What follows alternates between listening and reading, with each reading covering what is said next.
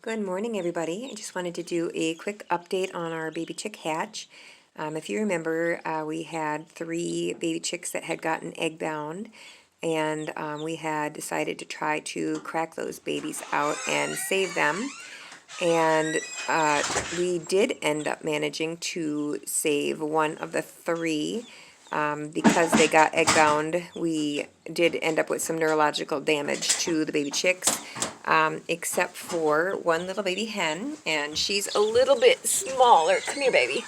She's a little bit smaller than the rest of them, obviously, because she hatched later and was in her egg, but we gave her Karo syrup first to rehydrate her and give her some energy, and then I gave her some molasses water after that, and made sure to come in and dip her beak in the water probably once every hour. Yesterday it was a lot of work, but I think it was worth it. She ended up getting up and standing on her own after the first hour. Made sure she was nice and warm under the heat lamp and she wasn't getting trampled by these sweethearts right here, because when she was in the egg, they were pecking at her and trying to damage her and eat her alive, basically. So that's why we pulled these guys out. Normally, I have never been able to save an egg-bound chick before, so I wasn't going to try.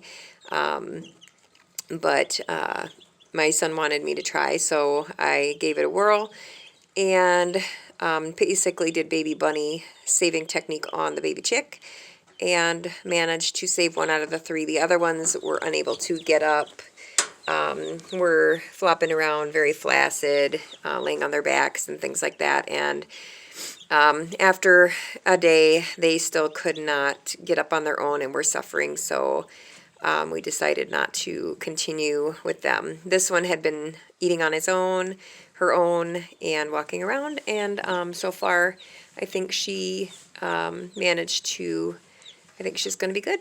So just wanted to give you some update and some information. If you end up with egg-bound chicks, what I did was pulled it out and gave it a drink first. Its beak was out of the egg, and it was peep, peep, peep, talking. And so I gave it a little bit of water because they get dehydrated being in the incubator, and the incubator's closed, and you're not supposed to open the incubator while they're hatching, etc., because they get flesh stuck in their egg. Saran wrapped is the term. And I noticed that the eggs were dry already. So once these guys had all hatched out, no other eggs looked like they were hatching. So I pulled those out, gave the baby a drink, and then took water and slowly poured it in, avoiding the beak and the head and everything, and just put that in. Then I put it back in the incubator and let it kind of soak in for a little while, keeping the chick nice and warm in the incubator. And about 45 minutes later, I took that baby chick back out, and the eggshell was nice and warm and moist, and it had worked its way down kind of in the eggshell. And then at that point, I kind of cracked the egg, like, when you've hard-boiled an egg and then you crack the egg to eat it. So I kind of gave it a gentle cracking all around, added a little bit more water on the membrane, and then I put that back in the incubator again and let it warm up and get more moist, and let the chick kind of struggle a little bit if they wanted to try to break out of the shell some more. And then I think I probably let another hour, 45 minutes go by and checked on them.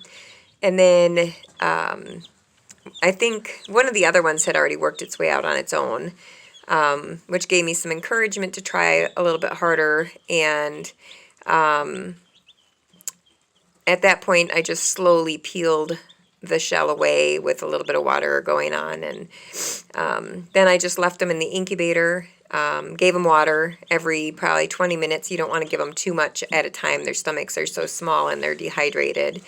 And then after that, I started, because they didn't have any energy, I started the Karo syrup water. Then they needed some vitamins and minerals, because you can't let them eat until they're fully hydrated.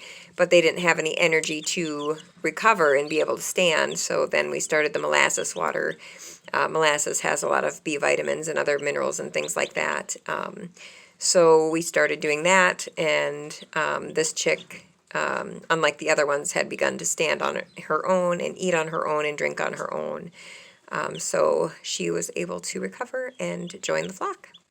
You can see, though, where they were pecking her while she was in her egg, her wing has been damaged, but I think that as she grows, that will grow in and she'll be fine. So baby chicks and chickens can be mean to each other, sadly. That is chickens for you. So, but yeah, I think that she will grow up and be a nice little chicken. We'll probably do a couple more videos as she grows up and just kind of update you on her. And I think we haven't named her yet, but we always do name our chickens. So a lot of these are sold already. She won't be sold. We'll end up keeping her and let her join our little flock. So we'll keep you updated. We'll give her a name probably today or tomorrow. We just wanted to make sure she was going to make it before giving her a name. Yeah, it's really sad to name a chicken and then they die. So anyway, y'all have a great day and happy homesteading.